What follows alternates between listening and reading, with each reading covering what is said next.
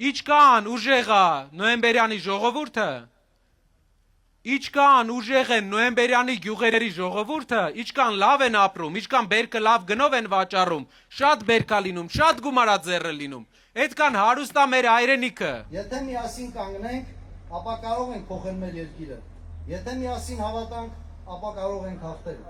Եվ այս փոփոխությունները իրագործվելու է մեր հաջորդ վարչապետ Սամվել Կարապետյանի հետ։ Խաղաղությունը իրական, բերում են ուժեղ հզոր ղեկավարները։ Սամվել Կարապետյանն է բերելու այդ կայուն խաղաղությունը։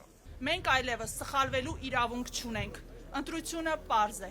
Կամ մենք շարունակում ենք լինել անորոշության մեջ, կամ ընտրում ենք ուժը, փորձն ու կայունությունը հանձին Սամվել Կարապետյանի։ Եվ սկսում ենք կերտել ուժեղ Հայաստան,